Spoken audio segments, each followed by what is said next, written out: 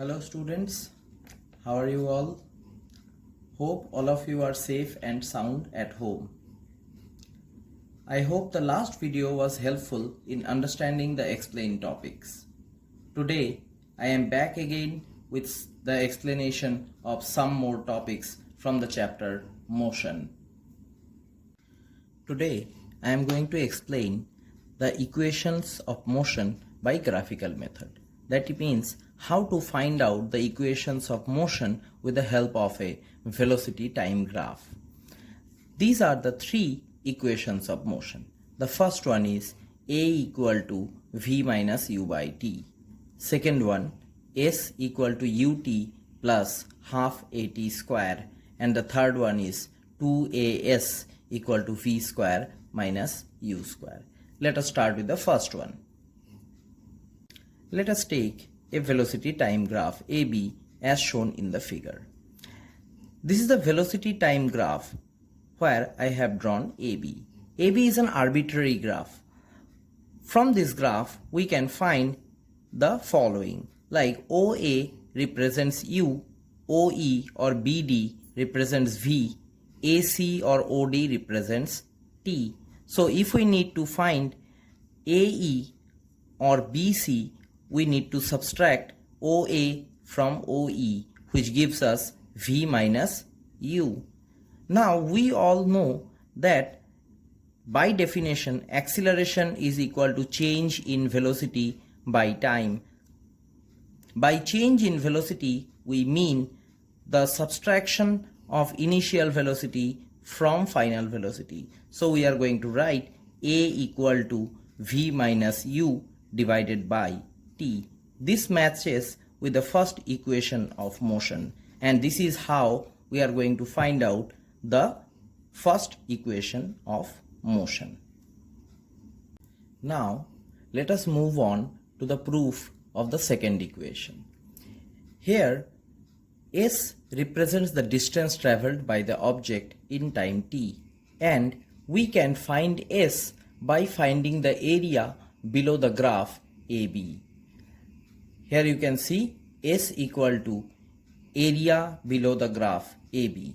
Now area below the graph is OABD. Here you can see O, A, B and D. This area can be divided into two parts. One is a triangle and another is a rectangle, like I have written here. Area of OACD. OACD represents the rectangle and area of ABC. ABC represents the triangle.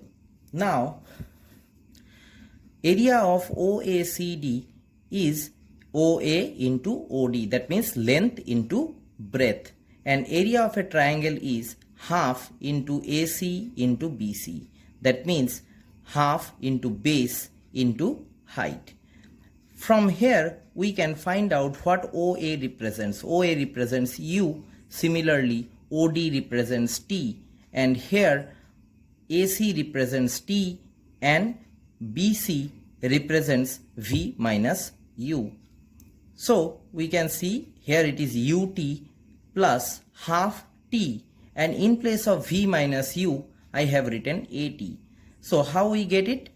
By equation 1 we get A equal to V minus U by T. So V minus, in place of V minus U we get AT. So I have written, in place of V minus U I have written AT.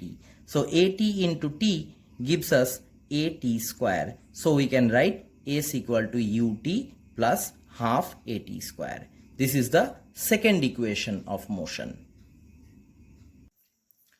Now I am going to tell you how to find out the third equation of motion.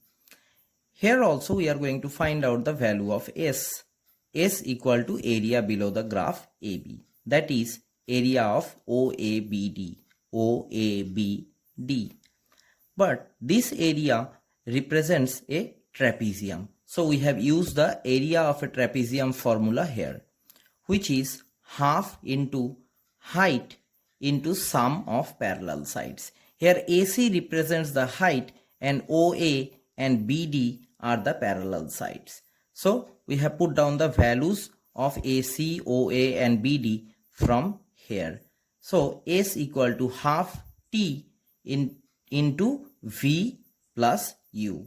So S equal to half V plus U, and in place of T we have written V minus U by A.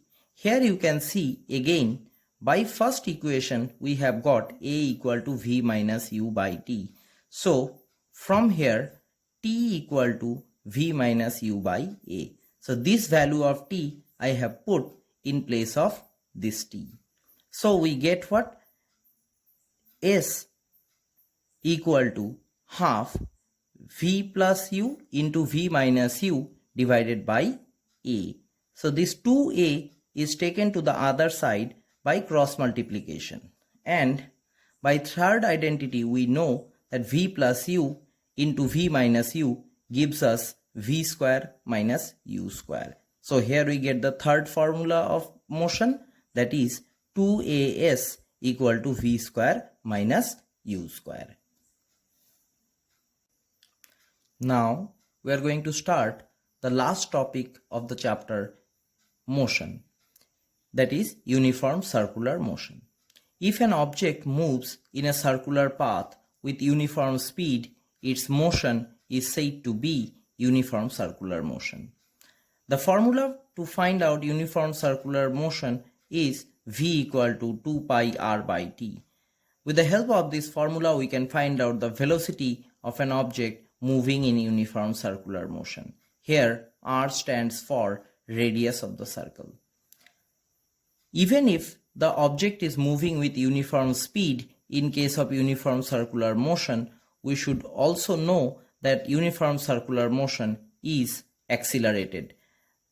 Here, even if the speed remains constant, the direction of motion changes at every instant. That is why this type of motion is said to be accelerated.